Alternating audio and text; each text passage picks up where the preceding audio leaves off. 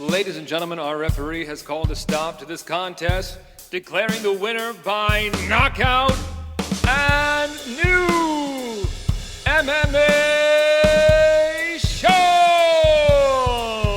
Ladies and gentlemen, welcome to another exciting episode of And New MMA Show.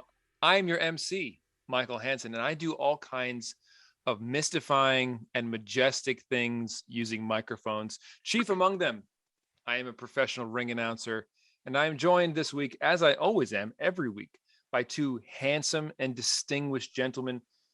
Introducing first, on the left side of your screen, joining us from New York, Mark Priaulx. Mark, what's going on, babe? What's happening, boys? Just got back from a little summer vacation in LBI with the family. Had a pool in the backyard. Wow. My older son turned into Michael Phelps in the span of like 3 days, so that was pretty cool. Sure, you see dollar signs. Yeah, but I missed talking MMA. I really did. So I'm happy that we are back and ready to go. Man. Yeah, back after a week off, which felt like about 2 months off. Yeah. All right. And on the right side of your screens, joining us from Florida, Omar Artola. Omar, what's up? What's going on? I been doing a lot of kickboxing lately, and I finally cracked a couple toenails. Oh, I lost part of one toenail, but that took about a week or so to grow back. And I remember back in the day, they used to. I know some. I think Chuck Liddell even had painted his toenails black to try to prevent his nails from cracking. I don't really know if it works or not, but I finally said, you know what? Okay, give it a shot. So I had my wife paint my toenails this it's like a black light activated purple color. you know, my wife just recently, it's funny you bring this up. She just recently, a few days ago, got her nails done, and she never gets her nails done. And because she never does it, she like splurged, and she did what she called a dip, where it's a super thick coating on top of the nail. And she keeps like doing this because like she's like, it feels indestructible. She's like, it feels just like so hard and like thick.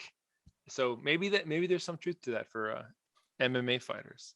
Maybe. I know I just got like 4 coats of shit on my nails, so it's got to be stronger than what it was. Yeah. But I definitely can't be cracking my nails. There was some blood, and I can't be doing that. No. Well, we have spent too much time away from the microphones, boys, and we have things to discuss. Luckily, the week that we missed, there was no upcoming fights, but we are going to recap the fights that we were going to recap last week, and we also have fights to look forward to, and there's also some Triller things that happened, apparently. But let's get to this rundown real quick. First, we're going to start, as we always do with our first segment on the marquee, that we're going to discuss the rest of the UFC Fight Night Brunson versus Till.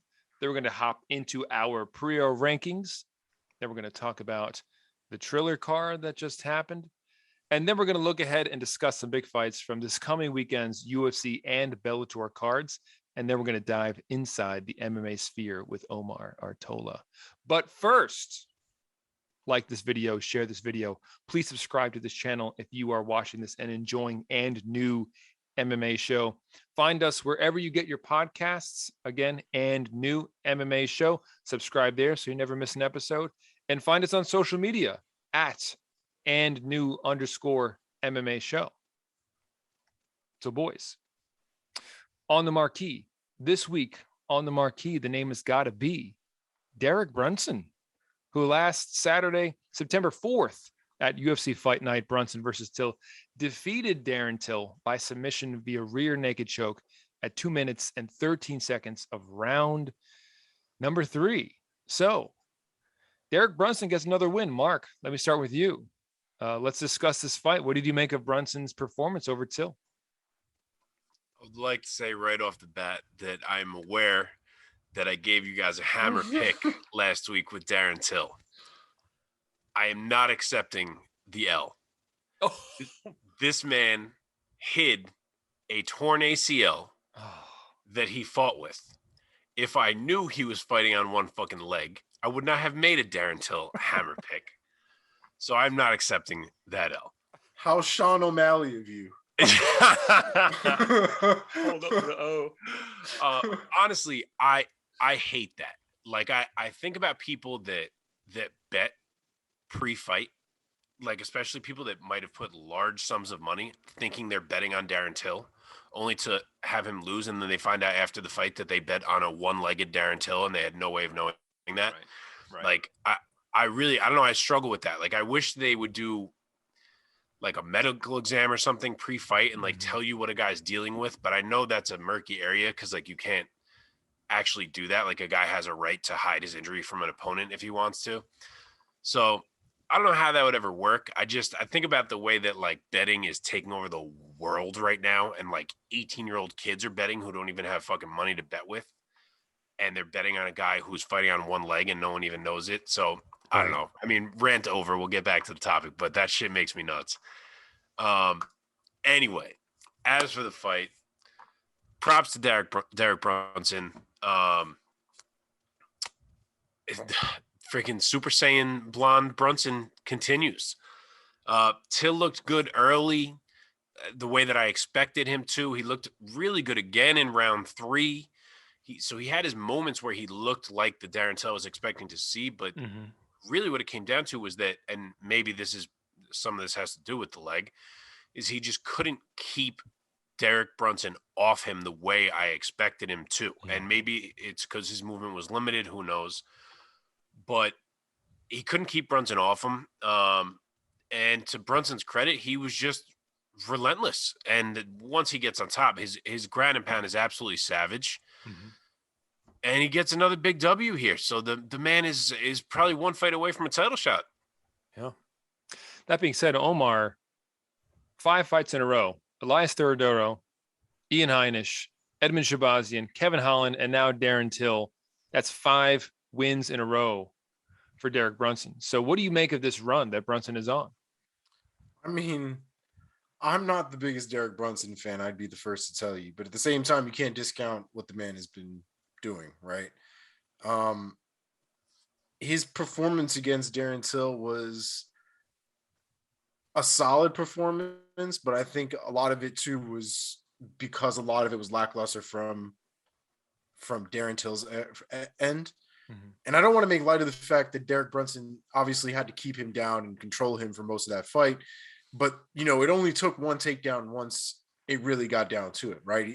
Regardless of what round it was, the moment Derek Brunson took him down, that was pretty much how the rest of the round was going to be. Darren Till had a real issue even being able to get up. He even acknowledged it in the corner with his coaches. He's like, oh, again, can't get up. It wasn't working for him. And it made that fight infinitely more difficult to watch because, especially at the end, because I really lost my shit when I saw the end of this fight. His striking is significantly and worlds better than Derek Brunson, visibly. It doesn't take much to see how much better Darren Till is on the feet than Derek Brunson. And so when Darren Till seemingly has him at least 2 shots in, because Derek Brunson ate some shit before the end of that fight. When he has him at least semi-rocked, I would like to know, what did you think Derek Brunson was going to do? Did you not think that he was going to go for a takedown? And if you did think he was going to go for a takedown, was your plan to seriously go for a guillotine? That was the plan? That was your, oh shit, this is going to work out for me. That didn't take more than 60 seconds for Derek Brunson to pop out of, reverse, and finish on his own terms. The finish to that fight made me super upset because it didn't feel like Derek Brunson really won that fight. It felt like Darren Till gave that end of that fight away. How much do you think his torn ACL had to do with it? It's very possible the torn ACL had a lot to do with the fact that he couldn't get back up. That is very possible. Sure. At the same time, Darren Till's never really been known as the guy to get back up once he's been on the ground. Right. So, I mean, who knows? I will say his striking looked legit, though.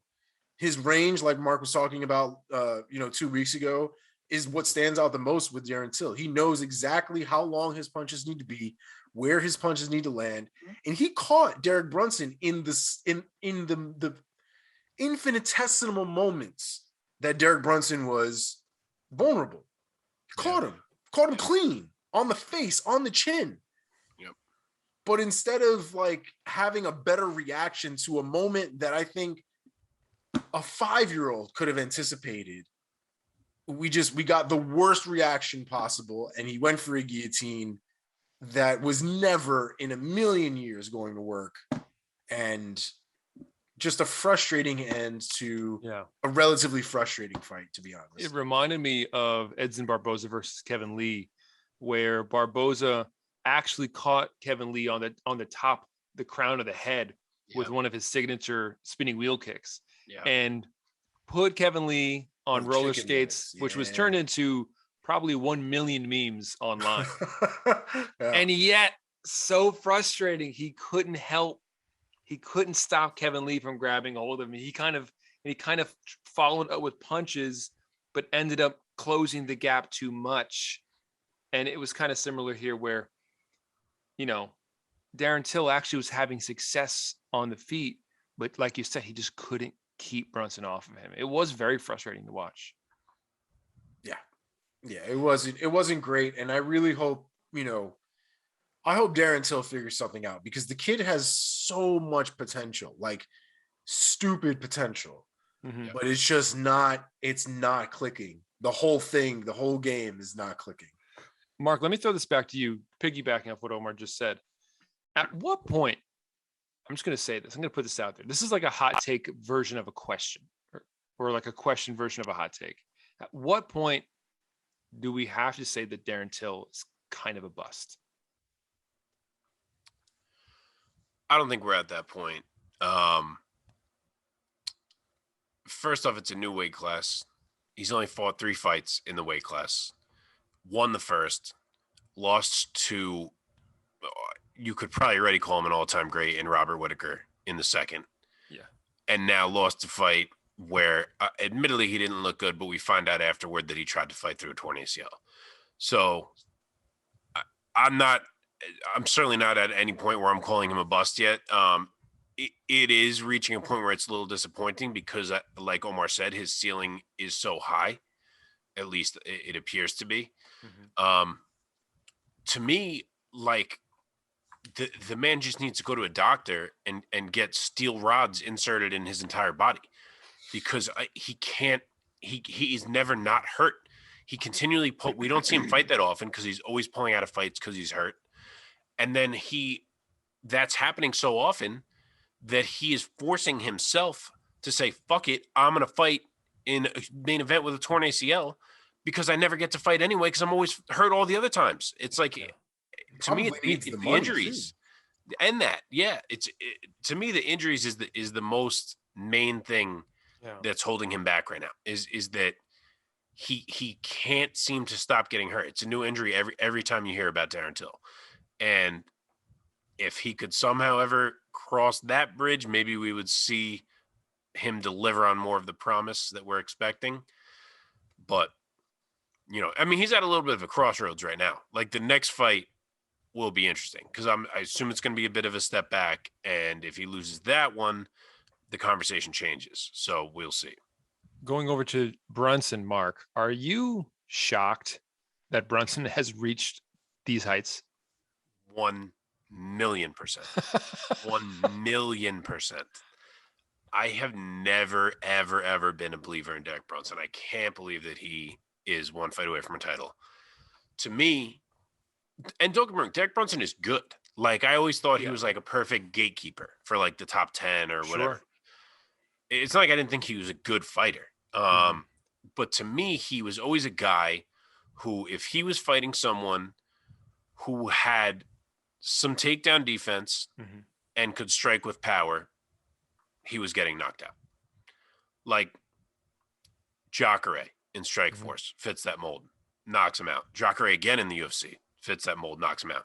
Yoel Romero, same deal, knocks him out. Robert Whittaker, same deal, knocks him out. Izzy, same deal, knocks him out. Like, all these guys who fit this mold would knock Derek Brunson out. You could say Anderson Silva and Machida who he also fought. They didn't knock him out. He beat Machida, lost to Silva. Granted, he might have beat both of them. But they were like older and not anywhere near as athletic at that point in time. So I was like, all right, like that didn't really change the perception to me. I still felt like anyone who had a decent takedown D and knockout power was knocking Derek Brunson out. Like that's just, so I always thought he was so capped at his ceiling because he couldn't get past any of that type of fighter. Mm-hmm. And now he did. Again, I hate to keep going back to it. Maybe the ACL played a role, so maybe he didn't actually cross that bridge yet. But to me, that's why I think now you got to make the Cannonier fight. Because not only would that produce a perfect next contender in my mind, but it would answer that question. Like Jared Cannonier is that guy who you're not taking down easy. He can strike, and if he lands, he's putting you out. Right. If Derek Brunson beats Jared Cannonier, it's time for me to say this is a different guy than he was pre-blonde hair.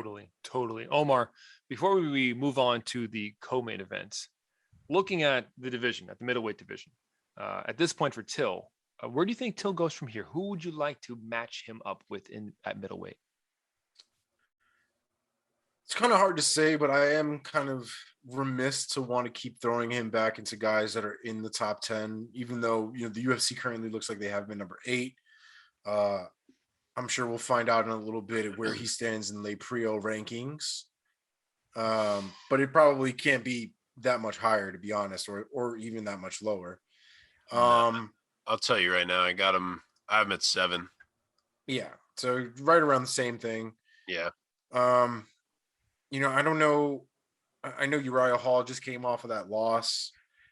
That's not really a bad fight. That's somebody that'll actually strike with Darren Till. It's the same exact name I was thinking. Yeah, it's definitely somebody that will strike with Till. It's not going to be looking. I wouldn't expect anyway to be looking for the takedown. That actually would be a great fight. Yeah, great. Yeah, it would have the potential to be a fight where they stared at each other for 15 minutes, but it also would have the potential to be really good.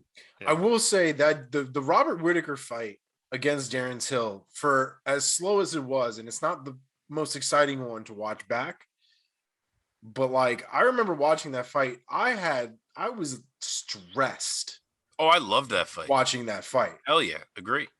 Stressed. Like the fainting and never really knowing who was gonna pop off next was. Yep. The feints were great in that fight. Yeah. It was crazy. That was a wild fight. You're a diehard MMA fan when you say a sentence like the feints were great in that fight. I really enjoyed them not actually punching each other, but acting like they wanted to. Yeah, I know. Oh man. But yeah, I like the Hall matchup. Another one that I only thought of because I just saw the fight got announced is that Brad Tavares is fighting Brendan Allen, which I love that fight.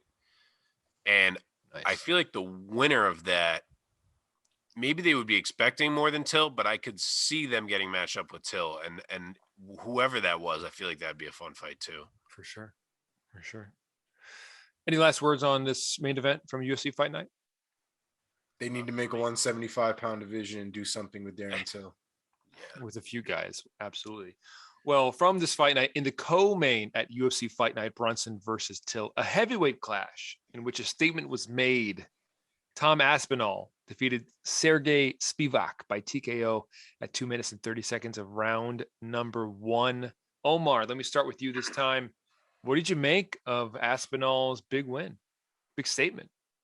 Oh, boy.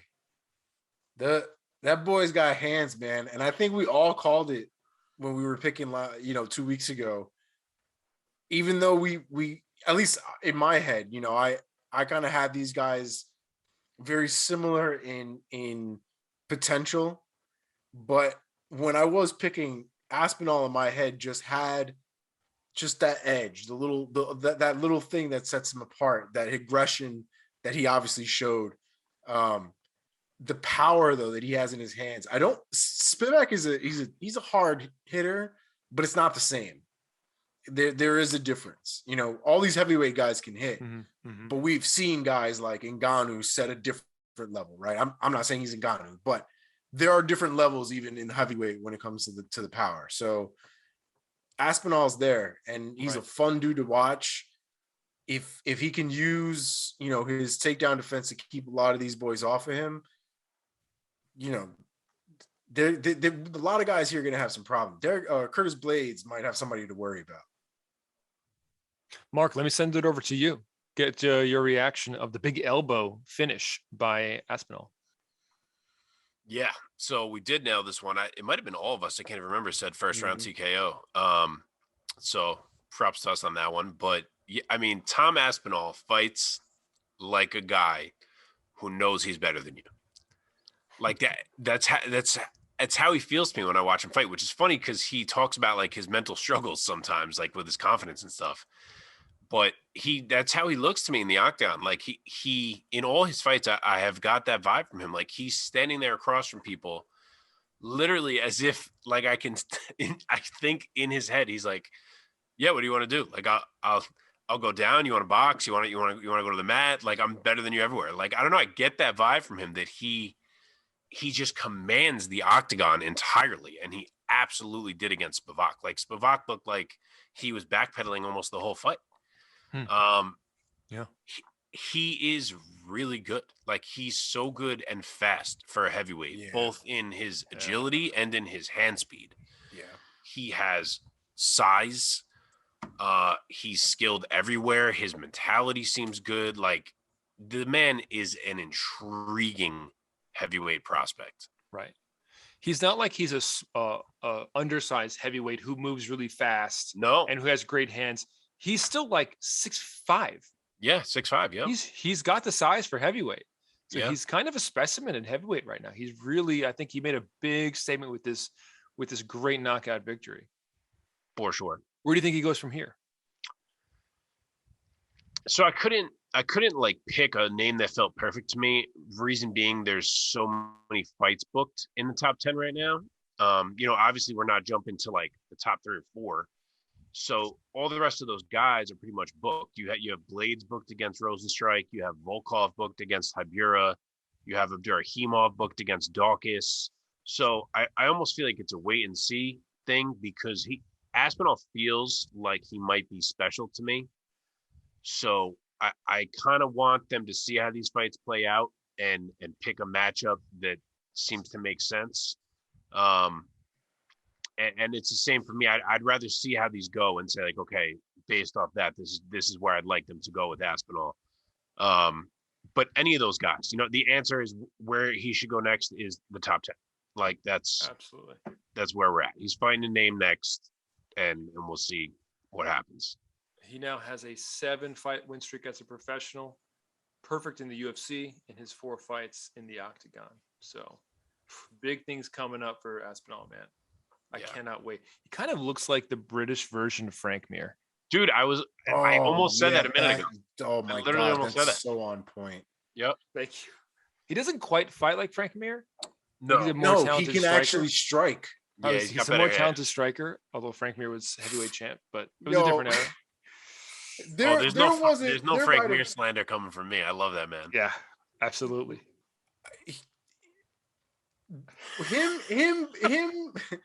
Him boxing right now might be another one of those fucking travesty things because his hands were. You didn't know he was boxing now? Oh, Mir. Oh yeah, he's boxing now. Yeah. He was on one of those celebrity cards a month ago. Yeah. Indeed, he was. I didn't see it, but I heard he made a good showing of himself. He fought a boxer from a boxing friend of mine. Well, he actually fought a boxer, so that was nice. He didn't. I don't believe he won. No, he didn't. But he's a legit dude. But his striking has always been just hot garbage. He figured it out toward the latter part of his career, man. He started KOing dudes. Like you couldn't sleep on Frank Mir's boxing by the end. It was never like boxing like you would teach, and it was slower than you'd like it to be. But he figured out angles to catch dudes by the time he got into the latter half of his career. God, I hated the way he struck. Just his jiu-jitsu might be some of the most gorgeous jiu-jitsu I've ever seen. So good. In my life. My favorite jiu-jitsu practitioner of my life. I mean, his jiu-jitsu is top notch. It's beautiful to watch. I could watch it all day. His striking is just upsetting. Dude, he has knockout wins in MMA. Leave He's Frank not Zero. a pro boxer. All right, Leave let's Frank get back on track. Back on track, but real quick, Sorry, Frank Mir. who's a better doppelganger? Tom Aspinall being the British version of Frank Mir, or Sean Strickland being the American version of Michael Bisping? I think the Aspinall one's closer. Okay. Oh my God, though, you might be right. Like the American version of like the OG Bisping, like tough with the two buzz Bisping. cut. Yeah. It's like Oh my annoying. God, yeah. He's like pesky. He's like pesky. He doesn't have huge power. He's not like the most imposing middleweight, but he's like pesky. Anyway, okay, getting back on track. Here we go. Leading off the main card of this past UFC Fight Night, Brunson versus Till, another Scouser brought in a high profile into what was his octagon debut, and he did not disappoint, boys. Paddy, I love saying this, the Batty Pimblett. What a name! What a mouthful! You could just chew on that all day. Defeated Luigi, the Italian stallion, the Brazilian Italian stallion, Vendramini, by knockout at 4 minutes and 25 seconds of round number 1. Omar, are you not entertained? Let me get your reaction first of Paddy the Batty making his octagon debut. Come on. How could you not? You can't tell me you didn't have a great time watching this kid fight. Now, let us make some concessions here. His striking needs work. The man had his chin in the air like he was James Vick. Yes. Okay? Like there was some mistakes that were made, right? However, the man's a good time. His pressure is a problem. Yes. His recovery is a problem. No. His striking. He recovered. Yeah. I mean He for means the it a other good guy. way. The fact that he can Yeah. I see. cracked and get back up is a problem for other guys. His Scouser. striking, We don't get knocked out. we don't get knocked out. That was a great quote. What a quote. I'm a Scouser. We don't get knocked out. We don't It was fantastic. Oh, It was man. fantastic. Michael Bisping, also, side note, kind of a dick for reminding him he almost got knocked out while he's interviewing this kid. I love in the Bisping. ring. Oh, dude, Bisping always says shit like that. He always tells you Bisping is exactly such what a happened in the fight. savage. Bisping always keeps it real, man. Like he'll literally be like, "Did you think you were going to win on the scorecard?" Because I didn't think so. Like, What did I tell you? Yeah. I told you we'd be here in the first round, watching, talking to me. What did I tell you? pretty good. Did you forget that you almost got knocked out? Oh well, hang on a minute, mate. Hang on.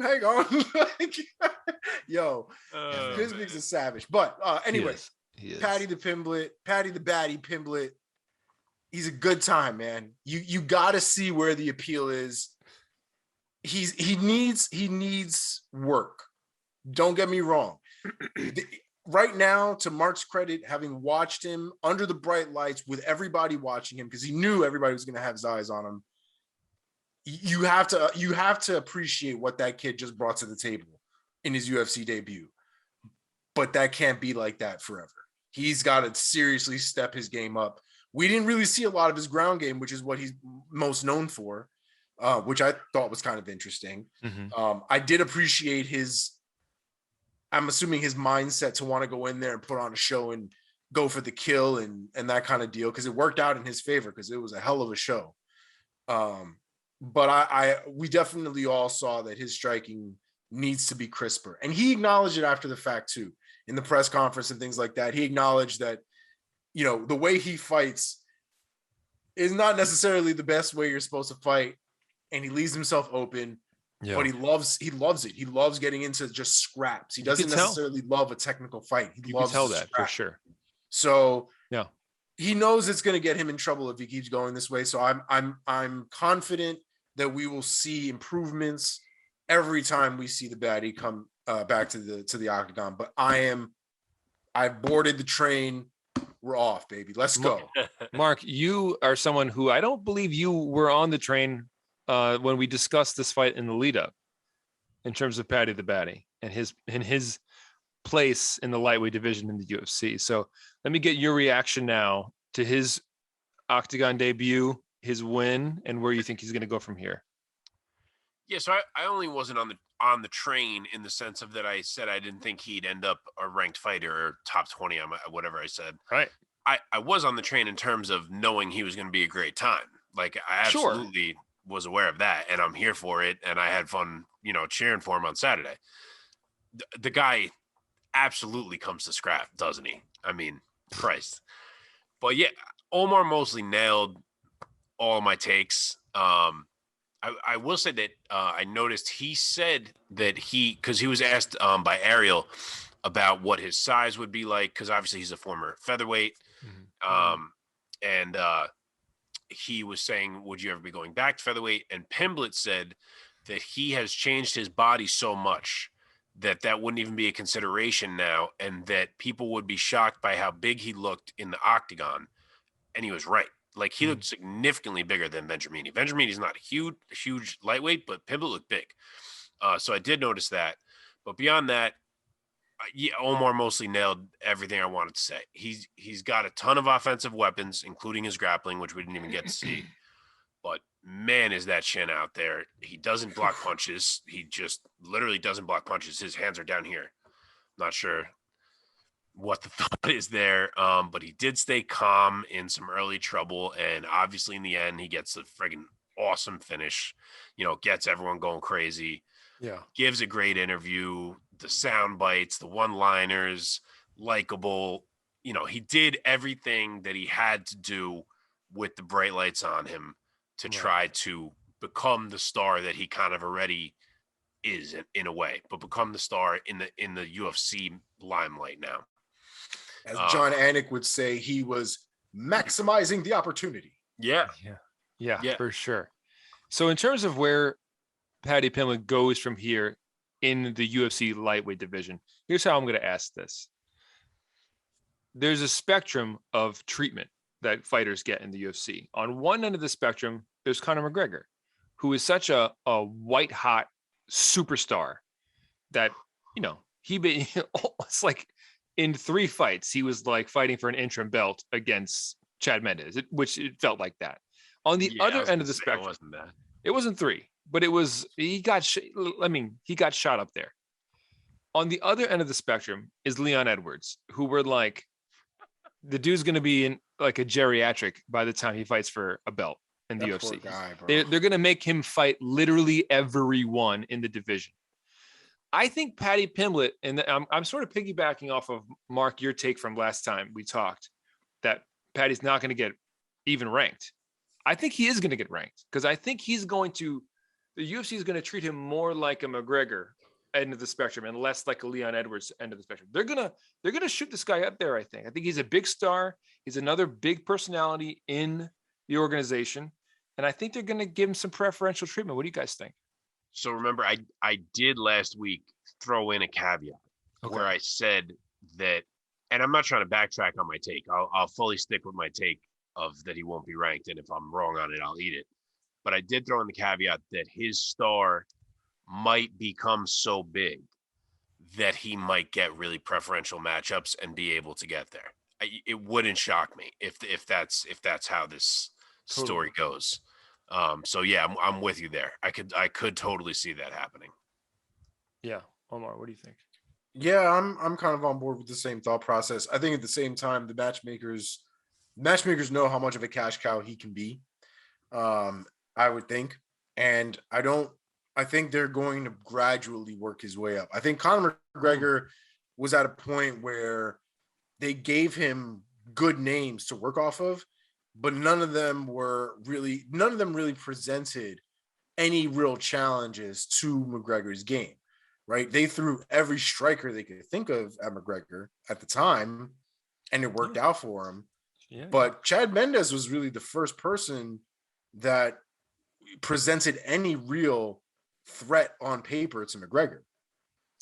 Chad was Dustin was going to. Yeah, it's true. Dustin. People thought Dustin was going to, and he just got knocked out. Yeah. On the ground though, because whenever we talked about, at least I remember whenever those fights were coming up, the ground was never really a thought process. Even back then, Poirier wasn't really Dustin. That's when Dustin was like subbing dudes. Yeah. Really. Yeah. Because Dustin, I always remember just being a guy that got into scraps. Granted, Yeah, I mean, he's for a the most wrestler. part, yes, He, always. That was what he did. But I remember him being way more about the striking than anything. Not to mention that fight specifically, it didn't look like he was trying to take anybody to the ground. They were much back and forth. No, got knocked out in like didn't last very long. Seconds. Yeah. Well, I mean, even the lead up to it, it just with all the shit talking they were going, it just didn't seem like wrestling was going to be the way it was going to go. But regardless, like there was no real wrestling test until the Chad Mendes fight. I see it being very similar with Paddy, where they're probably going to give him matchups where potentially these guys might be not as good on the ground, more than likely. Maybe guys that don't have the most amazing records. I don't foresee us seeing Paddy fighting a bunch of guys that we know in his first 2 or 3 fights. I really think there's going to be a gradual process where they work him into the ranks at some point. But his striking is so you can't get to the ranks if you don't fight guys. He can't get to the ranks fighting no-namers. He's got to fight somebody. 100%. I mean, 100%. Man, but that striking needs to work, especially if you're going to be in the lightweight division. Man, don't come in the top 15 with that shit. It's just that as exciting as he is, I just like, good luck, man. Lightweight UFC lightweight division, man. It's just like murderer's row, dude. But remember what I talked about the last time though. Money does help a lot of these guys out. And right now, this kid went from 90,000 Instagram followers to like 500,000 Instagram followers over a weekend. Yeah, he's like the new Sean O'Malley. But all that income, though, will probably allow him to train better, spend more time training, get some of the best guys to come in to work with him, work on his striking. We may see an exponentially better Paddy Pimblett down the line, shorter than we think. I'm hopeful. There's one fight that I thought of after that fight, and maybe it's aggressive, and I don't even know if he's going to fight anymore, but I would fucking love if they put him across from Joe Lozon if he was interested. Joe Lozon, wow. What the hell? Is Lozon Why, you don't fighting? like that? I feel like that he has not officially retired. After his last fight, he said that he may be retiring, but then it's been like a year and a half. But just his style, I feel like would be such a fucking banger against Pimblett. You don't think so? I'm good, man. Joe could stay coaching. Like that's another dude. I know that Omar has such love for Joe Lozon that he doesn't want to see him get punched anymore. You mean because you don't want him to fight anymore? I don't want that dude's got miles, man. We've seen that man go through Braveheart wars. I'm good. I don't want that. I would love that one. I'd watch it. I feel like that's the kind of fight that would get Lozon off the couch and be like, yeah, I'll do another one. Again, I'll watch it. I just don't want it. I would have to. We'd have to watch it. Yeah. Well, my realistic one is Rick Glenn. Former featherweight who recently came up to lightweight and beat Joaquim Silva in his first lightweight fight. But I would like Rick Glenn because he's a vet and he's good everywhere and he puts it on people. And I feel like that's the kind of test after what we just saw from Pimblett, that if he passed that type of test, people would start to believe more after what, after how much danger he just put himself in against a Vendramini. I feel like you pass that kind of test from like a vet who can hurt guys anywhere, then he would be able to I don't mean anywhere near the UFC's rankings, but he'd be able to jump like the full lightweight rankings kind of significantly off one fight if he could beat like a Rick Glenn. Buy or sell, Paddy Pimblett fights for the UFC lightweight title in his career. Sell. I'm not saying he wins it. Sell. Not ever.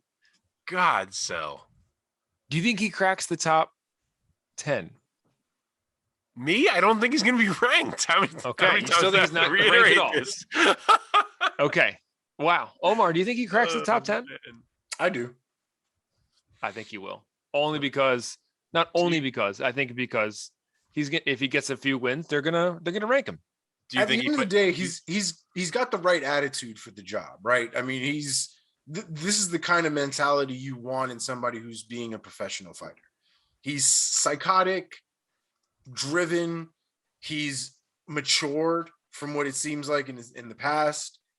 And like I said, man, if he takes it seriously, he has all the potential in the world to get better. The ground game that he's shown is pretty legit. Oh, I agree. If he can get his striking in order, again, Frank Mir got away with a lot of bullshit. Paddy could too. Okay. He's got to get it in order. To me, he's like a Nico Price. Oh, wow. Like, he's good, but he ain't that level. He's not fighting for any titles. Like, that's how I view Pimblett. Okay. Do you think he's fighting for a title? Would you say yes? At this point, if it's like fights for title, I would take the field because it's lightweight. It's like, good luck, man. Yeah. Good luck. Yeah, a lot of things would have to go right and would have to happen for him to get all the way to a title shot. If this dude ever becomes champ, boy, I'm going to have to hear a lot of shit from you guys. I definitely don't want to say no because this kid just came in, right? We don't even know what the lightweight division is going to look like by the time he's ready to even be talked about in that arena. Dude. So, I mean, no, first of all, he's never going to get past Islam Makhachev. Let's just be real here, guys. No fucking way. He's never going to. And we could probably name 10 more guys. I'm looking at the rankings and I'm like, everybody from like Dan Hooker up. I'm like, oh, geez. It's lightweight. It's lightweight. It's lightweight. Row. And it's never not Murderer's Row. It's never not. Okay, let's move on. In the light heavyweight division, two big boys threw down. And it ended in devastating fashion for one of them, and the other getting a highlight finish that has stirred some controversy. Khalil, the Warhorse Rountree Jr., defeated Modestas, the Baltic Gladiator Bukauskas, by TKO via knee destruction at 2 minutes and 30 seconds of round number 2. Mark, let me start with you this time. Khalil Rountree ended the fight TKO in devastating fashion with a sidekick to the lower thigh kind of knee area that seemed to really buckle the knee of Modestas really badly, and he earned a TKO victory. What are your thoughts on Rountree's finish he got? So on Rountree himself, I will say that he looked great. He was really hunting his opponent. And obviously we know Khalil has had issues in the past with kind of his own mentality, which has held him back. But when he fights, like going for the kill, he is a scary motherfucker. Yeah. Like if you're not an elite wrestler and that man is walking you down, it's a lot to handle. And that's how he came out and fought that fight. So I love to see that. When he's in that mode, he's super dangerous. The finish... Yeah, I mean, we've been here before. This conversation has come up before. Mm-hmm. Yeah. Those kicks to the knee do suck. We saw a lot of fighters voice their opinion on it. You know, some pro, some against. Most against, I'd say. All of them make sense to me. Like, I really get every take on this. And I struggle with stuff like this myself. Like, my initial inclination, and it kind of always has been with these kids, like this is probably not accurate, but the person that comes to my mind is like the first person that started doing those kicks is Bones. Yeah, John Jones. When he used to do them, I was always like, fuck, man, like, do we need to do that? Like, I don't know if we need to do that. And I have always still kind of felt that way. And it's still my initial inclination now is to say, like, we don't really need that in the sport. Like, it's a simple thing to ban. And it goes away and nothing really changes. Like the fight's not going to feel any different. Like you're probably going to forget that people even used to do that kick to the knee. But then there's a part of me that says like, this is NHB. Like this is no holds barred. That's what this sport came from. And like, yeah, we got rid of eye gouging and nut shots. Like thankfully for that. But like, this is a real weapon. Like it's a real strike. Like, should we be taking that arrow out of a fighter's quiver that he can't do this strike that he might be good at? So I don't know. I'm just super torn, and I'm curious to hear what you guys think on it because I can't get myself to land in either direction. Omar, take it. So I don't think it should be banned. And I'll tell you why. This is not a kick that cannot be defended against. This is not a kick that is a secret death blow. This is a technique that people do not respect. You mean it's not a Joshua Fabia death blow? It's not a Dimak. Oh man. This is a technique that people don't respect. It's a technique that people don't respect. People don't think that is going to really be thrown when they're in a fight, and they don't prepare for it. The reality is when Bones did it, if you really watch the way Bones did it, Bones didn't do it like Khalil Rountree. No. Bones did it to create space. Now, Bones isn't a bitch, so he was hitting you. You know what I mean? Like, he wasn't doing it softly. But Bones' deal never really seemed to be to try to make your leg go backwards. Khalil Rountree, if you watch that specific clip of him doing it, his timing is what sets his technique apart from Bones. He waited until, what is this kid's name? Bukauskas. He waited until Bukauskas came in off of a jab, off of a strike, where his front leg had all the weight. That was on purpose. This was not a mistake. He said this so. This was not. He happened to catch him at that point. He was like, I practiced this. I was going to time it off his jab. Because it's a real technique. It's a technique that I've been taught. He did this. He was like, I rule. It's a technique I've been taught. It's a technique you learn. You know what I mean? It's the reality is that when you fight Muay Thai, real Muay Thai, you are not that heavy on the lead leg. There's a reason for it. Yep. When you're fighting MMA and you're going to mix everything together, if you're going to put your weight on your front leg to throw punches, that's a reality that you're going to have to live with, that you're putting your leg in danger. That's just a reality. You can't be mad because that technique stops your weapons. That's bullshit. I mean, there are defenses against that kick. People need to take that kick seriously, and the possibility that your opponent's going to throw them seriously and defend accordingly. So frankly, I'm just confused that so much of the fighter community is against this strike. I mean, it's like, if there's something I'm missing, but it's like, you can tear a guy's knee apart with a heel hook. Why can't you throw a side kick to the side of the leg? I just, and it's like, all of a sudden, everybody in the MMA community is like very sensitive about a strike. I just don't understand. I think where it becomes problematic, I would think for some people, is when you get somebody in a heel hook or you get somebody in a submission, there's going to be a point where somebody has the opportunity to say, I'm done. So I was just going to say, oh, that's true. There is a moment where somebody's like, okay, relax. This is done. You got it. You got me. When you're talking about moments like those, they are split second. And if we're being fair, they can be career enders. Like this kid blew every CL that there is in the medical dictionary. Everyone in his knee. Yeah. They're all gone. What's funny is that he was cool with it. He was like, yeah, good. You got me. I mean, because at the end of the day, as much as it sucks, and I'm sure he doesn't want to have to deal with the bullshit recovery that's going to come along with it, that was his fault. Yeah. He put all his weight on his foot, didn't respect. If you watch Khalil Rountree's last 2 or 3 fights, you know that kid is fighting straight out of Thailand on OG Muay Thai. You don't think he's going to come to try to wreck your leg? Totally. I mean, you're right.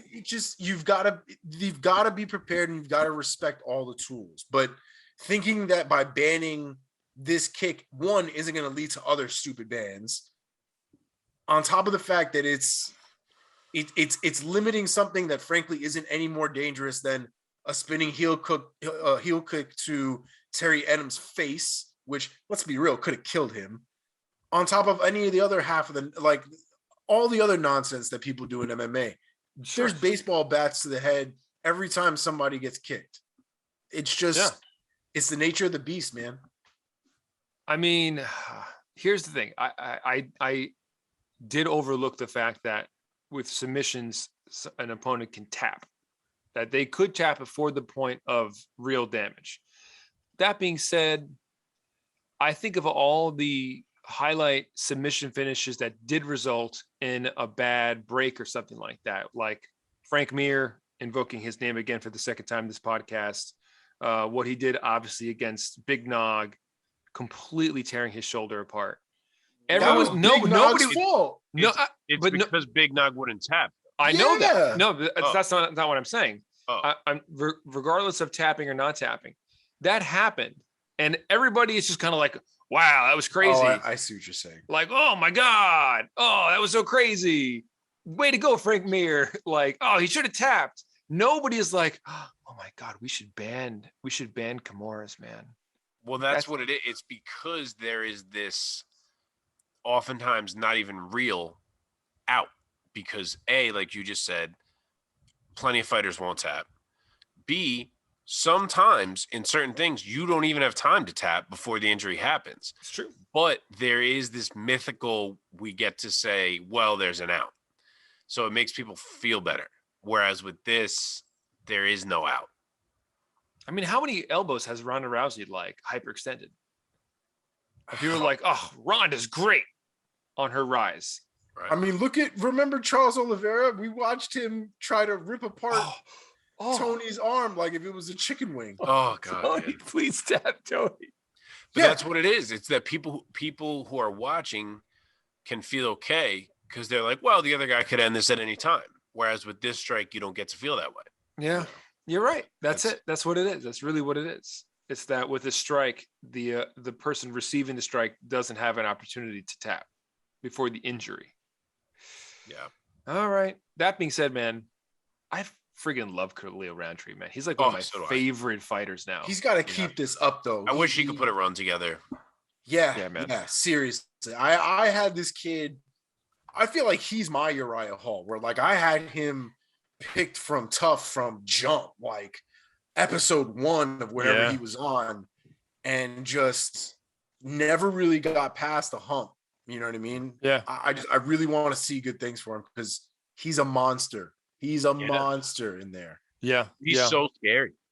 Yeah. Like when the camera angle shifts and great power coming to the camera, I'm like, fuck.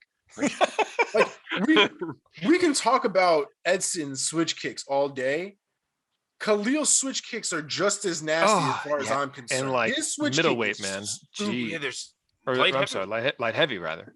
But that's the difference. It's that there's like you can feel how much fucking power. Like, there's so much meat being thrown at you. Yeah. All right, boys. Well, let's keep this thing rolling. Mark, do us a favor and let's have some quick results from the rest of this UFC fight night. Brunson versus Till. Yes, sir. There were not many more. It was kind of a small card. We had Alex Morono winning a unanimous decision over David Zawada. I think I'm saying his name wrong. I apologize. But it was a random opponent for Morono coming off the win over Cowboy. But he did win every single round of the fight, so he keeps his run going. Hopefully he gets a bigger name next. We had Molly McCann win a unanimous decision over Jian Kim via being an absolute friggin' bulldog. Mm-hmm. Good one for her. She had been on a little bit of a losing streak. Then we had Jack Shore win a unanimous decision over Leodvik Shalinian. Clear, clean win for Jack Shore. He's really good everywhere. And still undefeated. I think he's 15-0. It's time to move that guy up and see what we got in him. Then a banger, Julian Arosa with a third round submission via Darce choke over Charles Jourdain. What a friggin' fantastic fight.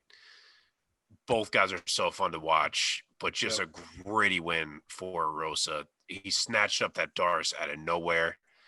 And this dude is here to stay, I guess. He kind of made this jump in the featherweight division out of the friggin' blue, and it was like, is this real? And I think it's real. Yeah. And then lastly, Marc-Andre Barriault winning a unanimous decision over Dalcha Lungiambula. Gritty measured win for Barriault, running his win streak to 3 after he actually started 0-3 in the octagon and got a 4th chance, and now he's won 3 in a row. So he's 3-3 in the octagon now. So well done to him. Nice name pronunciation. Do that again. Do that last one again. Dalcha Lungiambula. Wow. Ooh. My man looked that up. Well played. Well, before we go into finding out who has risen and fallen in our own ranking systems, let me once again remind our audience to please like and subscribe. If you're watching this on YouTube, subscribe so that you never miss an episode. Punch the bell icon so that you get reminders. If you want to find the audio only version, find us on wherever you get your podcasts. Subscribe as well so you never miss an episode. And again, find us on social media at @&new_MMA show in all the places. And now let's hop into our next segment. This is the Priaulx Rankings, our very own ranking system with Mark Priaulx. Mark, let us know who has risen and who has fallen on the heels of UFC Fight Night, Brunson versus Till. All right. We only got 1 and 1 this week. 1 notable fall, 1 notable rise. So keeping it simple.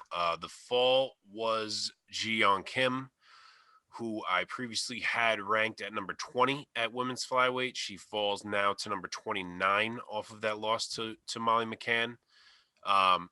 She was one who kind of always felt like I had ranked too high, but it's where her wins had her placed, even though I didn't think she was actually that good. So I feel better that she took a loss that allowed me to move her down.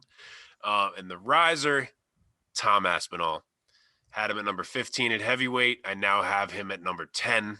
The guy is knocking on the door, and it will be a big fight next for him. Nice. And you have Paddy Pimblett at 11. Let's see where we got Paddy. where did we insert Paddy in these rankings? Number 70. Oh, wow. Dude, watch. I bet the UFC puts him at 15. Stop. I don't, if he wins another one, he'll make a big jump. But when you're 1-0 in my rankings, I don't start throwing you up. I like it. I like it. Take it easy. Our ranking systems is on principle. Yes. Okay. You know who the boy is, Mark. You know who it is. Get knocked out. I can't do Liverpool, man. It's tough. You know who the boy is such a great, simple line. My favorite part about the Liverpool accent is that they pronounce S's like SH. So it's like, you want your spad? We're going to go to the gym. We're going to spad. Yep. Agree. All righty. So let's take a quick detour, boys, away from the actual pure MMA world, which is what this podcast with this show is truly about. And let's talk about an MMA adjacent organization, that being Triller. So this past weekend? I don't even really know. That's okay. Yes. The weekends. So Triller Fight Club. Yeah. So Triller Fight Club put on another huge event featuring musical guests and all that kind of stuff. Snoop Dogg was there and some other people, and put on some quasi-celebrity retired MMA fighter against retired boxer fights. And in the main event, Evander Holyfield, the real deal Holyfield, at 58 years old, got TKO'd by one Vitor the Phenom Belfort. And I believe what round was it? Was it the first round?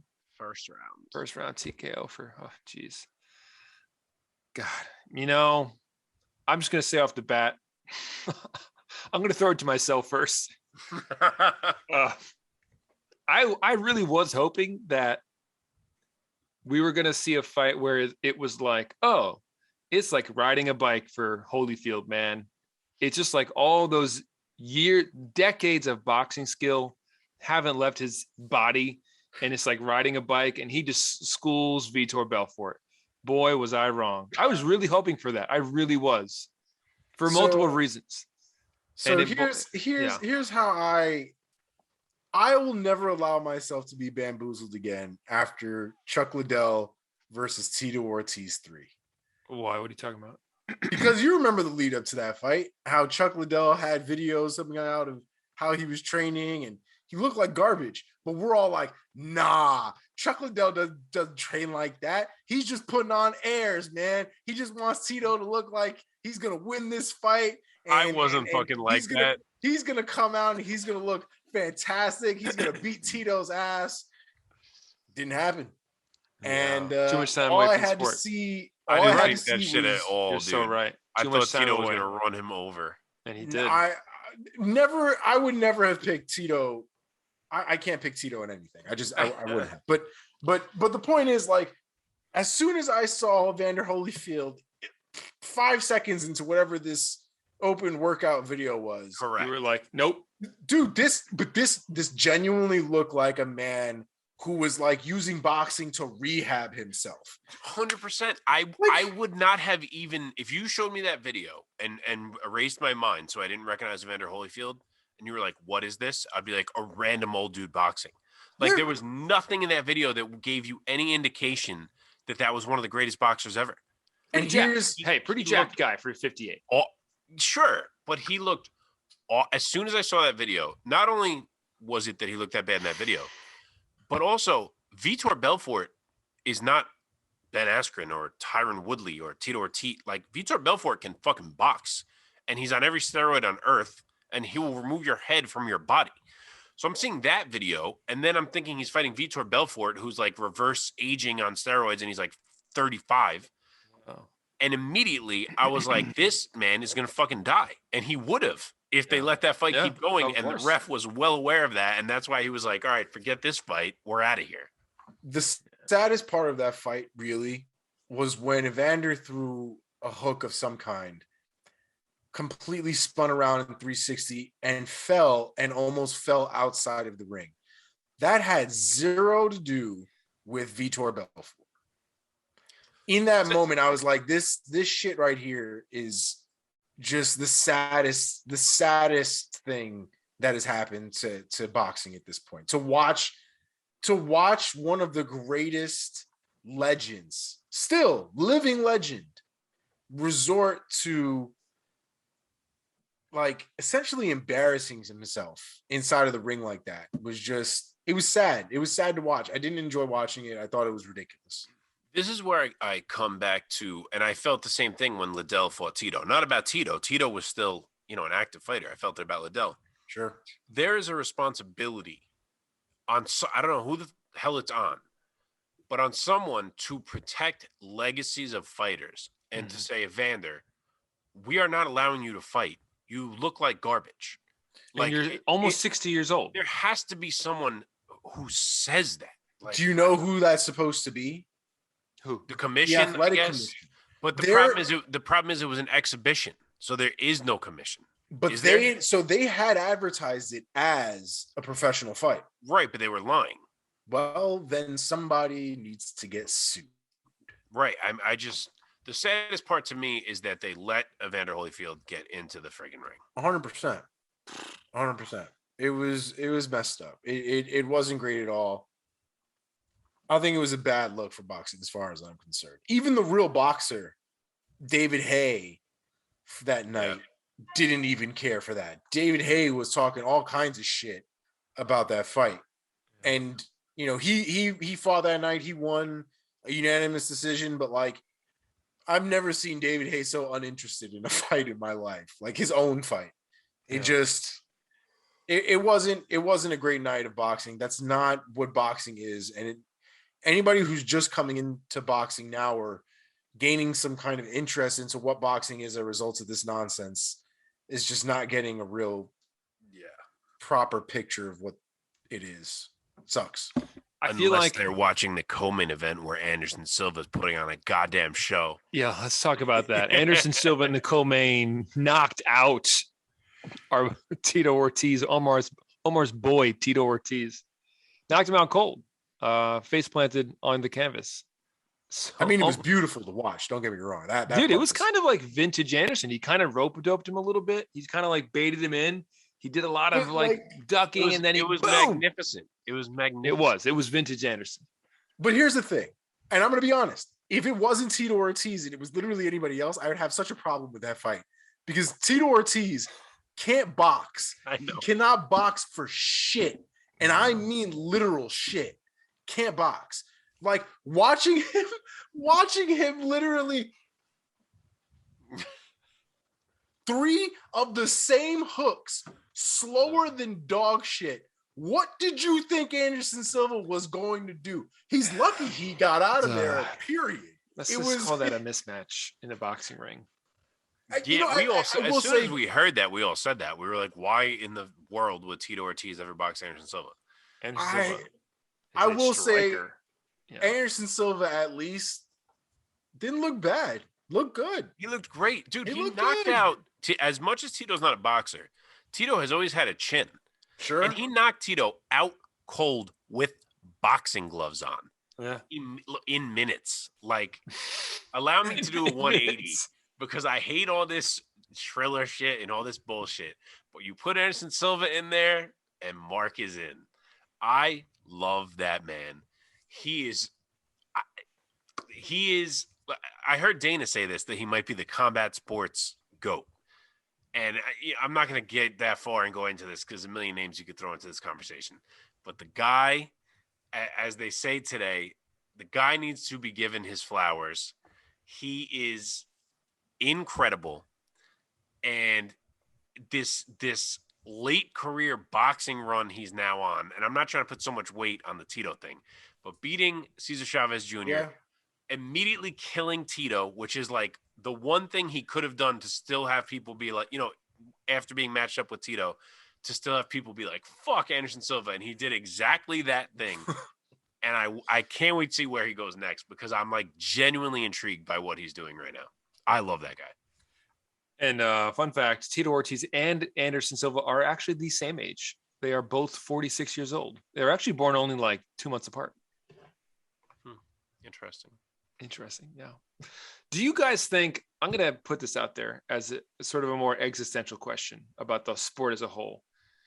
Triller fights, Showtime Boxing putting on Paul Brothers fights.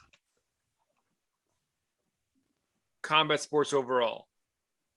Good for combat sports, bad for combat sports. This is a big discussion. And it's not that black and white. The reality is it's not that black and white because Paul has brought up discussions to casuals that us hardcores have been fucking yelling from the rooftops for like the last 10 years. Mm-hmm. I think that there are positives to it to a certain extent. I think where it starts to get weird is the freak show of it. Yeah. You know what I mean? Like, I don't necessarily think I would have a problem with Jake Paul fighting and making a big spectacle of it and all this other stuff, but like he's fighting people that have no business being really in there, like in a boxing ring. You're picking. Woodley, I was fine with Woodley. Yeah, but we knew what the caveat was with Woodley. We knew that Woodley had basically been a guy walking around with 2 shotguns that have never been loaded. Yeah, but what I mean is that didn't feel like a freak show thing to me. Like that felt real enough. Like I was fine with that. But the whole thing is a freak show, though. The whole lead up, the whole setup, the whole thing is just there's no genuineness. It's not about boxing. None of it is about boxing.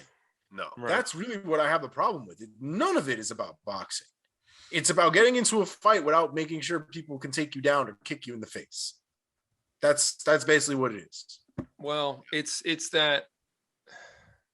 a perversion of boxing. It's a perversion of combat sports. And it is sort of co-opting this platform of this sport for certain people's own gain. I mean, what's weird to me is that these guys are celebrating these wins like they just won the Super Bowl. Correct. Like Jake Paul leveled Ben Askren, and he gets up and he's like stands up on the middle buckle and he like is celebrating like he just won, like the WBO like cruiserweight title. Vitor Belfort. In his defense, he is a civilian who has started to box. Like, if I knocked out Ben Askren, I'd be pretty fucking excited too. I guess, but then also like, okay, Vitor Belfort TKOs Evander Holyfield. Agree totally. Okay, Vitor TKOs Holyfield. Yeah.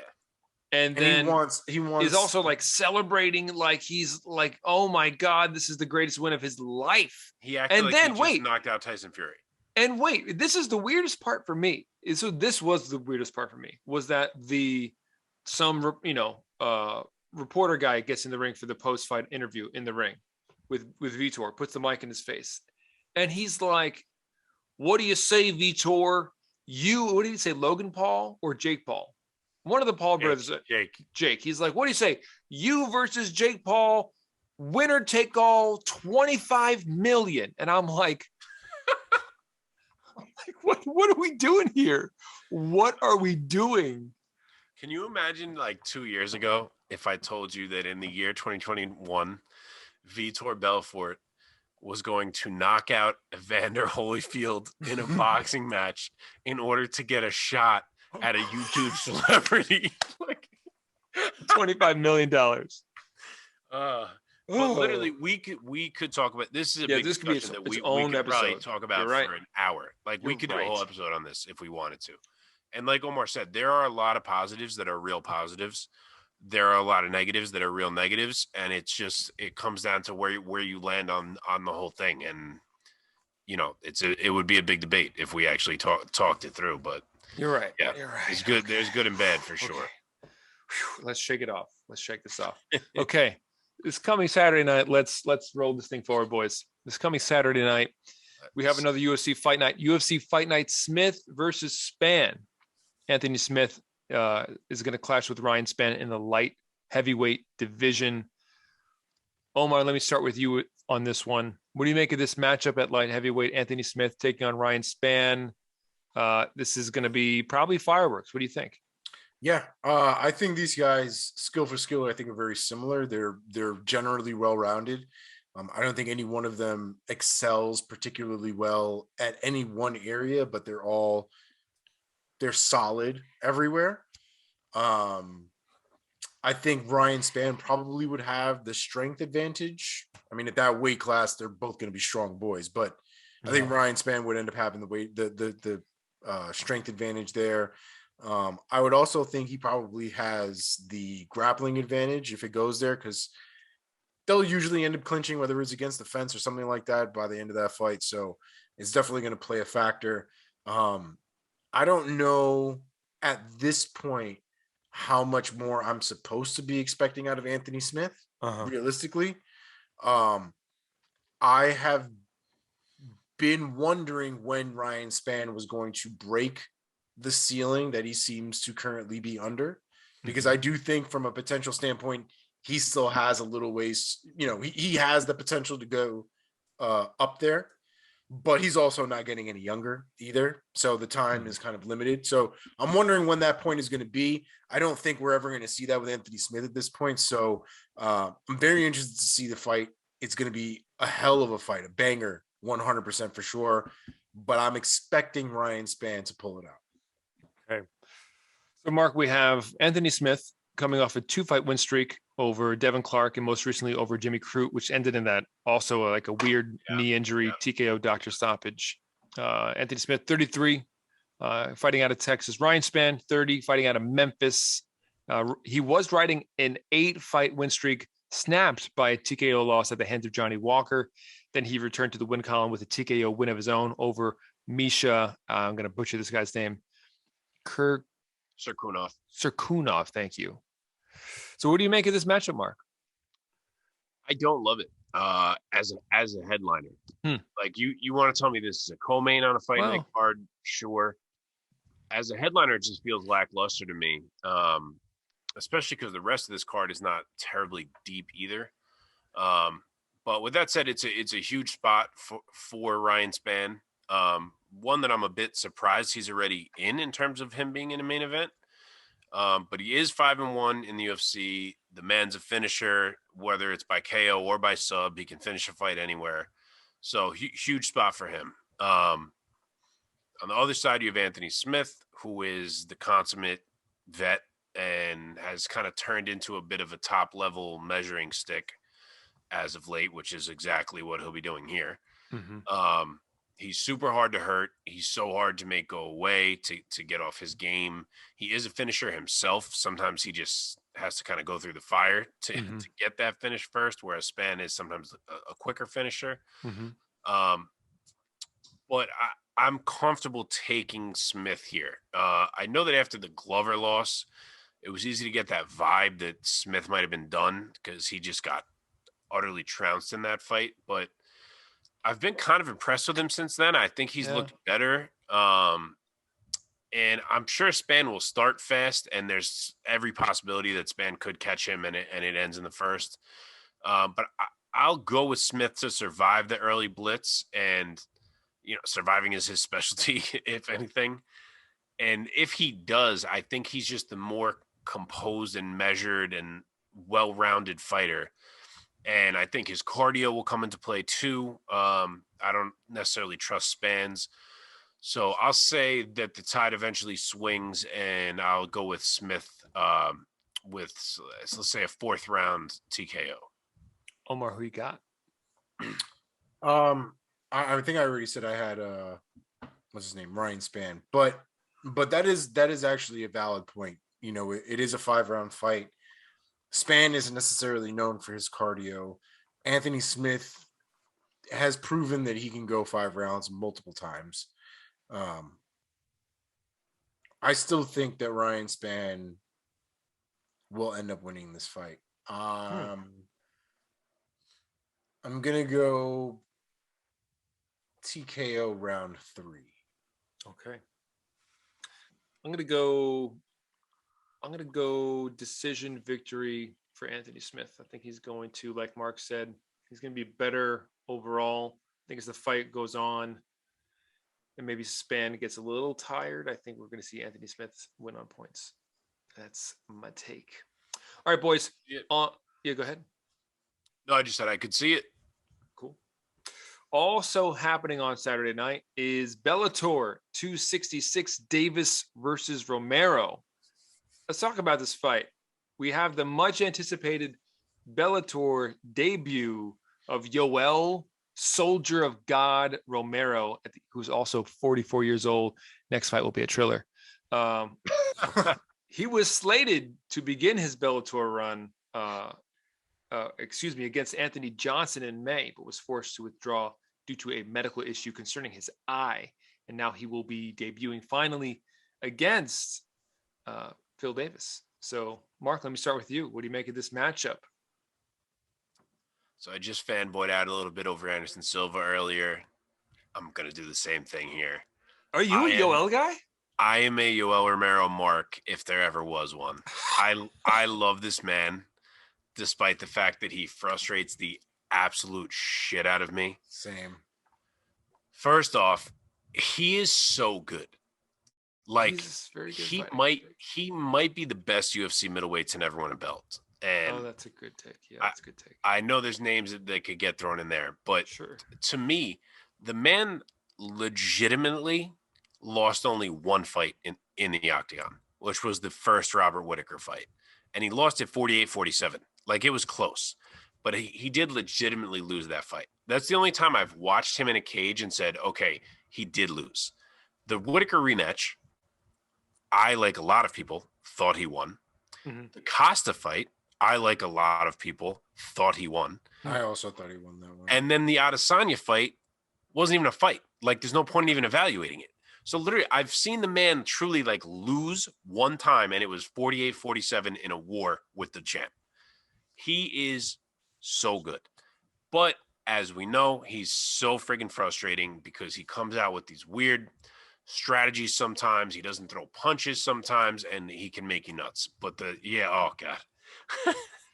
But the talent is obviously there, and it needs to be recognized. Yeah. Things are very different here because now we're at light heavyweight. So he's fighting Phil Davis, who has gone 9-3 in Bellator.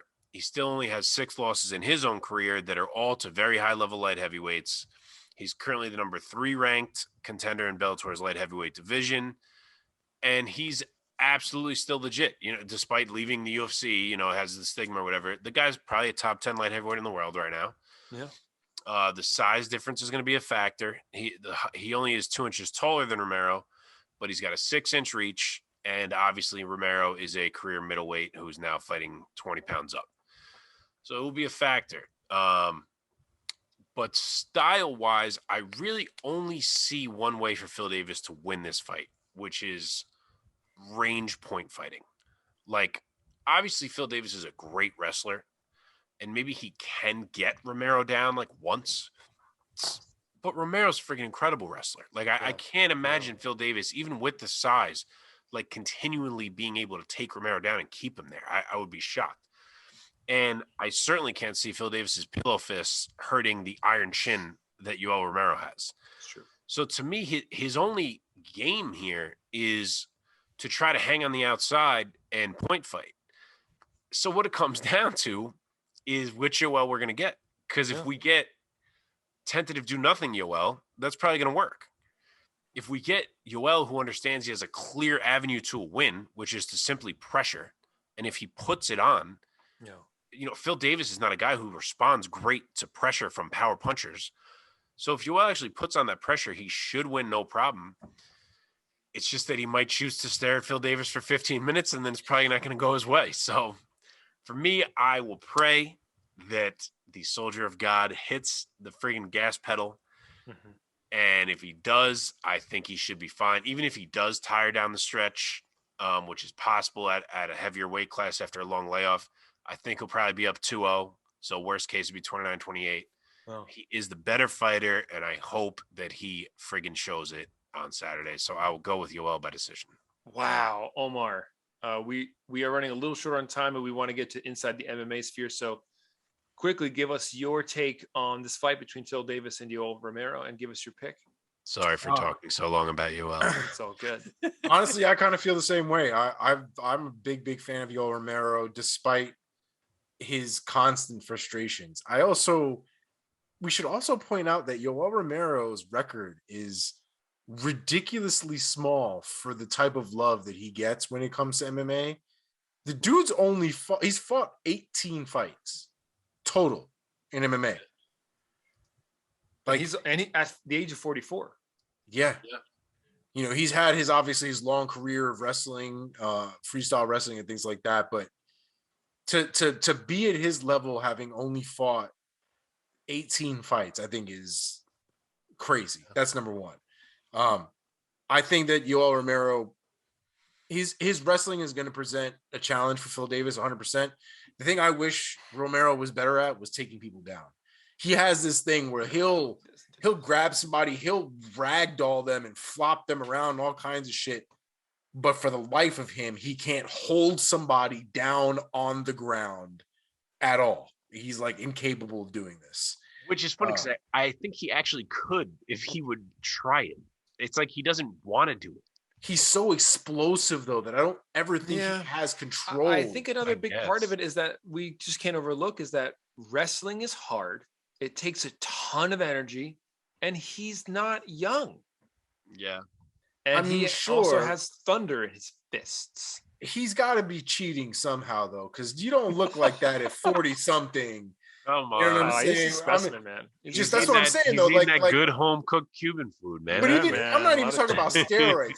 If he's genetically cheating, if he just has a genetic advantage, being 46 don't mean shit if you look like that and move like that. I don't want to hear no complaints.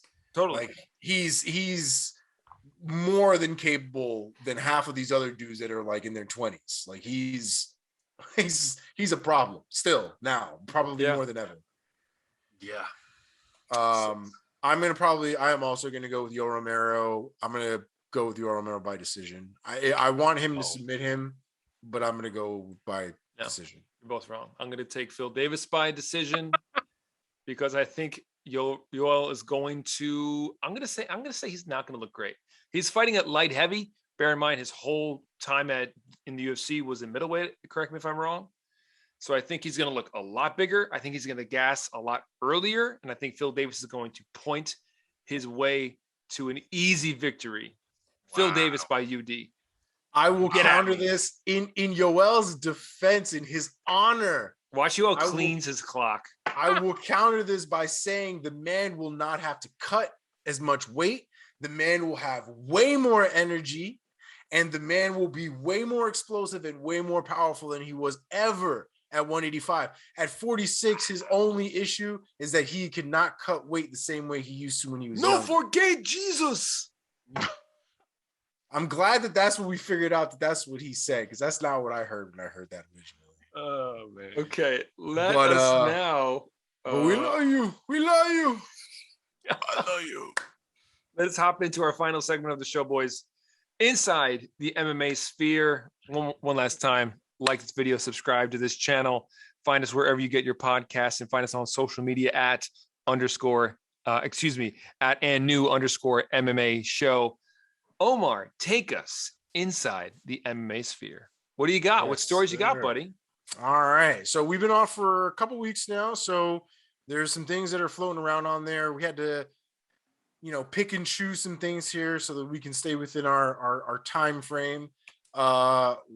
First thing real quick, just because it was a big announcement, a big piece of news really in the MMA world.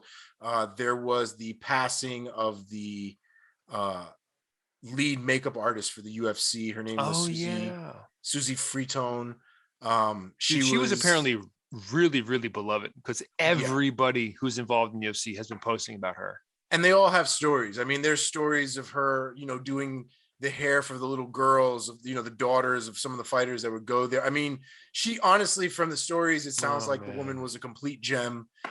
She is an inspiration just based off of the fact that she fought cancer twice and won, continued going, never really showed, the issues that I'm sure that come with, being a cancer survivor, and still going through it again for the third time, which unfortunately she did not win this time. But it was definitely a heartbreaking story to hear, and we wish her and her family all the best. Yeah, man. Fuck cancer, bro. For real. Also, R.I.P. Norm Macdonald just died of cancer. Yes. 61. Yes. Legend. Another one who just didn't say anything. Yeah. All right, buddy. What else you got? So keeping it dark. Okay, let's get them all out of the way first. Yeah, let's just get it all out the way. Jason Mayhem Miller back in the news, causing some more mischief. I don't understand, man. The dude apparently has been arrested over 12 times in the last 10 years. You know what he's got to do? I'm sorry to keep cutting you off. Go to jail. Other than going to jail to learn his lesson, he's got to change his nickname. He's just if he changes his nickname to Harmony, I don't know. No, he's right. Just pull a Diego Sanchez. Just become Jason the Inspiration Miller. There you go. I fixed it for you. I just want to know how the dude is never in jail. Yeah. Every year, it's like Jason Miller does another terrible thing. I know. And you're like, oh, he's definitely in jail now. And then 6 months pass, and it's like, Mayhem Miller. I don't understand it. I will say right now, it's not looking great. He's got over $1 million in bail. So he might not be going anywhere this time, to be honest. He might be done. It was domestic violence. There's not really a ton of information on exactly what happened. It generally had to do with a woman that he must be involved with to some extent. But again, there's not a lot of information, but just another one to the list, unfortunately. Didn't he put out some big statement not too long ago about how he's really cleaning things up? Yeah, I mean, the thing is that that's always kind of the case with him. He's always involved with something. He does a lot of charity work when it comes to kids and bullying and things like that. One of the thing I saw him in when I was a kid was Bully Beatdown. Dude, love that was as showy as that show was, and it definitely made things more ridiculous than it was. The stories themselves, from what I understand, were totally true. They were real bullies. Those were real people. They made it a production, but it was totally real. And these people got their asses beat. And there was real joy in 12-year-old Omar's face watching that. 100%. Well, I hope Mayhem can finally straighten things out, man. Stop living up to his nickname. You only get so many chances with me, man. I've had enough of this dude, to be quite honest. Yeah. I really think he's somebody that needs genuine help, though. I mean, even when he was younger, he seemed like somebody who had a lot of mental issues. This doesn't really seem like it's something that's just that's almost like a choice. You know, he's got real issues that I think he needs genuine help fixing. So I hope he can find that help. All right, buddy. What else you got? Keeping it dark. Okay. Stephan Bonnar. Bonnar, there's a lot of dark news had this a week. full blown meltdown at a hospital. Supposedly, the story is he was doing some wrestling. I believe he's doing some pro wrestling now on a smaller circuit, and seems like he went off the top rope, landed on his elbow. Typical day, apparently, and something went wrong with the elbow land. It seemed to, I don't know if it also hurt his elbow, but his main complaint seemed to have really been his vertebrae, and that he basically cracked the bones in his vertebrae or in one vertebrae. And so he needed to go to the doctor, get some relief. Apparently he went to the same doctor he's been going to since he was at the UFC, whoever this UFC doctor was, I can't remember. The doctor, he already has prescriptions for other ailments that he has, other painkillers for other things that he has. And according to him, to Stephan, his doctor was like, cool, I see this is an issue. I'm going to write the script for you. You go to the pharmacy and get it filled. Goes to the pharmacy. They say, we can't fill this. We have to get in contact with your doctor. He's like, cool. Comes back, leaves, comes back the next day. They still haven't filled it. Long story short, they basically keep his ID, keep the script, tell him that he can't get any of his stuff. I'm assuming based on the reaction, although he didn't say it sounds like they assumed that he was fishing for drugs. Yeah. Because it sounds like he already had a prescription that was already filled that wasn't done, and he was fishing for more. That's what I'm gathering from the story.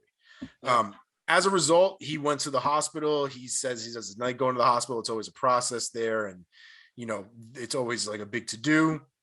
He's not vaccinated. So they made it a big deal for him even being in the hospital in the first place. Part of it. Yeah, he's not vaccinated. So they did, according to him again, they made it a big deal that he wasn't vaccinated. They basically told him that they had other people that were dying in the hospital that they needed to take care of, which, if you have been watching the news, has been a real thing lately. People have been dying of cardiac arrest, of all kinds of relatively simple shit, because the hospitals are beyond overrun in some places. So that is a possibility that could have happened at that hospital. Regardless, he was again looking for some kind of relief from the pain through drugs. Yeah. They denied him, made a scene of it, called the cops. He did not get arrested. They just simply made sure that he went home. So the interview that I saw on MMA Junkie, I believe, or MMA Fighting, now I can't remember exactly which one, but the interview I saw was after all of this had happened, after he posted all these videos on Instagram. And he did not look good, guys. No, he looked very bad. I'm not going to say that I'm some kind of expert in addiction or anything crazy like that, but sure, there's something that's not right there. Yeah. There's, I don't know if he's, I think this is kind of one of those situations where he may have just been taking this shit for so long that his body needs it. And he's jonesing, and it's not working the same way because his body is literally used to the shit that he's taking, and he's using more of it. So I feel like in that interview, he was basically saying so much without saying it. And there were certain moments where it was hard for me to really see if he was, honest or not. There was one moment where he was like, I can't even lift my arm all this way, but he's holding the phone with his arm. Right. And then he's like, he like stretches his arm a little bit. And he's like, and he's like, it's like a performance. Yeah. And it was moments like that where I'm like, is he fishing right now for like, for drugs, for like, you know, for some painkillers, for some oxy or whatever. Even regardless, I'm really not judging. I'm fucking sad for Stephan Bonnar. Of course. I'm sad that this is where the guy who basically, you know, was one half of the paddle that got the UFC back up and running. Yeah. Is at this point now. I think it's super sad. Man. So. You got any happy news for us, Omar? Well, on the up and up, Ariel recently reported that there may possibly be several industry influencers that have reached an agreement to get a new MMA league form together. Basically, the point would be to get almost like a collective athletic association that will implement a collective agreement with 50-50 income participation, guaranteed contracts, medical insurance, end of career insurance, and a pension plan. Damn. There's literally no other information, no information on who these influencers are, what the plan really looks like.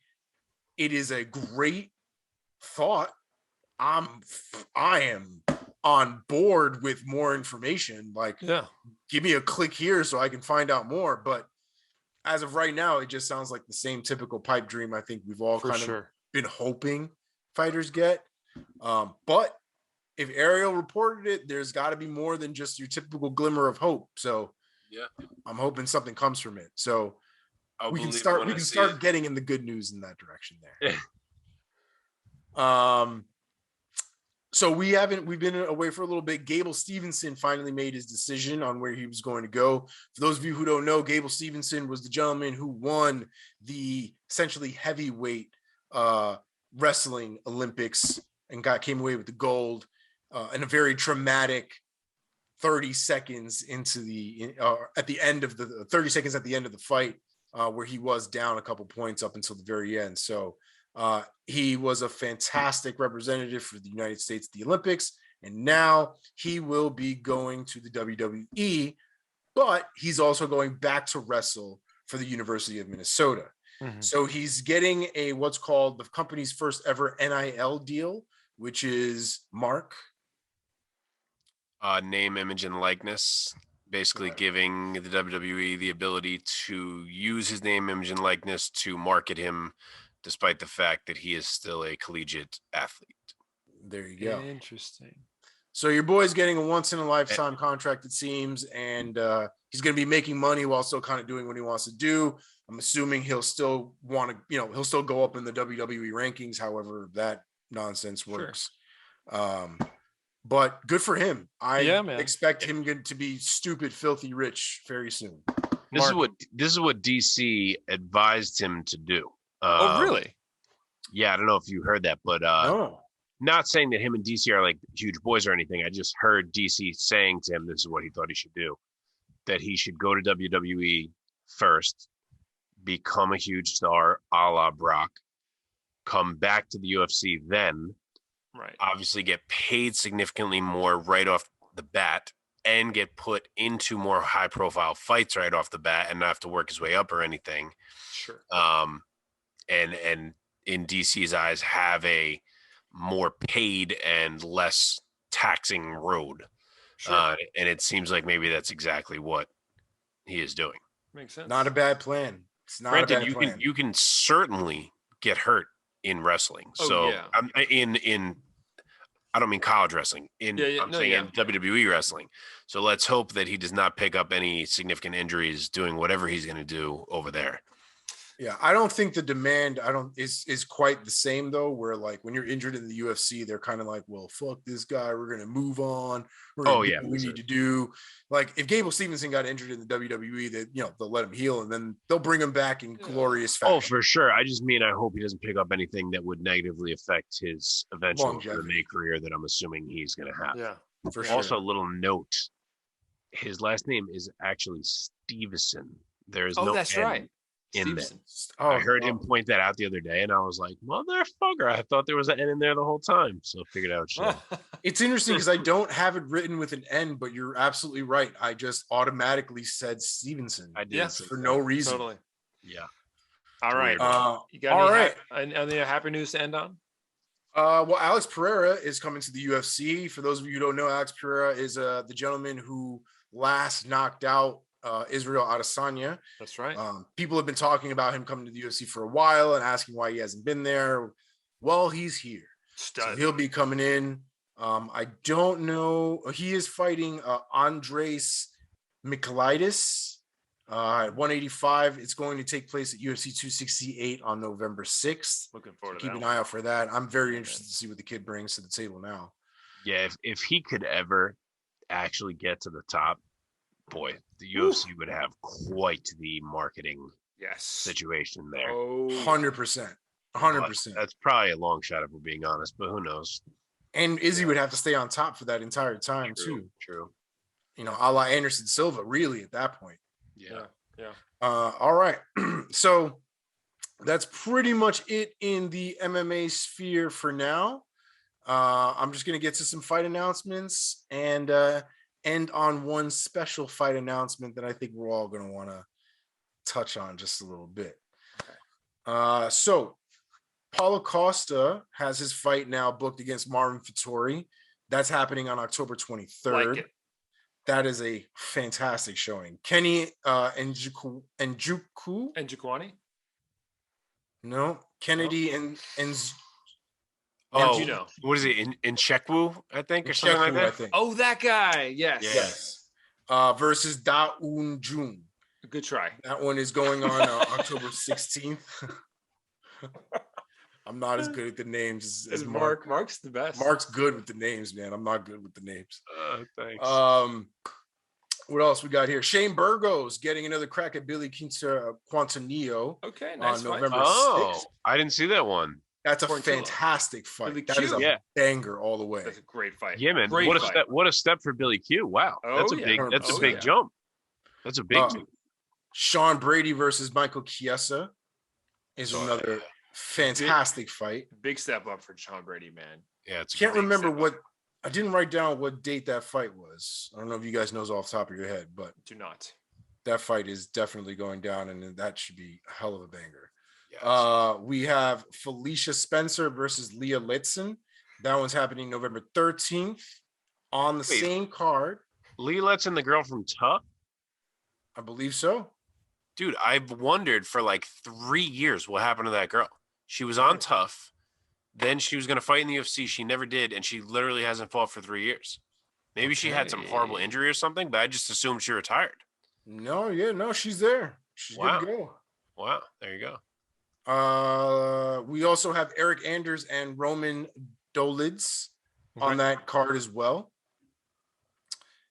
Moving into December, we got Macy Barber and Montana De La Rosa on the December 11th card, which is the same card as the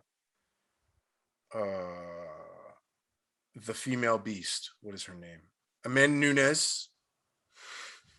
What's her name? Amanda Nunes. Amanda Nunes is the beast. Oh gosh. Who's she? And we also have Randy Costa versus Tony Kelly, which is also a fantastic fight on December 11th. Yes. And Brad Riddell versus Rafael Fiziev. I friggin' love that fight so much. That's another one that's going to be a straight fight. Banger. Is just war. Yeah, that's a violent fight if I've ever seen one, for sure. Yeah. And those are basically your fight picks for the last couple weeks. So what's the special one? The special one is not in the UFC. The special one is in ONE FC. Yeah. Oh, that's right. It is Rotang versus DJ, Demetrius, Mighty Mouse, Johnson. Interesting. With the weirdest rule set we have seen to date. Special rules. That's how they're advertising it. Special rules. So basically what they're gonna do is and I believe it's because Rotang is technically a Muay Thai fighter. He's not an MMA fighter. Right? No, yeah, definitely. So the fight is basically going to be Round 1 will be Muay Thai. Round 2 will be MMA. Round 3 will be Muay Thai. Round 4 will be MMA. Yep, that's it. And there was a 5-round decision. It's 5 rounds, isn't it? No, it's only 4. Yeah, they just stopped it at 4, 4, so it would be 2 and 2. Well, there you go. Weird. I missed that one. Yeah, it's a crazy one because it's in my brain. It's almost like, well, either DJ is just going to get knocked out in the first round, or like if he survives, then he's just immediately going to win by submission in the second round. Like, that's kind of how I'm looking at it. Or they should, if they do a round 5 should be just wrestling. Ooh. Or just jiu-jitsu. Really even the playing field. But that's very cool, man. That's really cool. I'm glad they're trying stuff out. Yeah, I like it. I'll be interested in that. I really will. I mean, I'll watch DJ fight anything. You fight an alligator, I'll watch it. So things like that must be cool for the fighters. Like I bet they pitched that to DJ, I'm sure, and he was probably like, "Fuck yeah, I'll do that." Yeah. Like it's awesome. 100%. Awesome. Especially for somebody like DJ who might not have ever had an opportunity to fight a Muay Thai champ in his life. Totally. Yeah. Oh, for sure. That's it. That's all you got, bud? That's it, baby. Thank you for coming to the MMA. Oh, wait, we got Joe B. Oh, the disrespect. Sorry. Real quick, because we got to get out of here. You're absolutely right. We got to talk about Joe B. We're going to end it. Joseph Benavidez has, in my opinion, rightfully, properly, with grace, retired from the sport of MMA.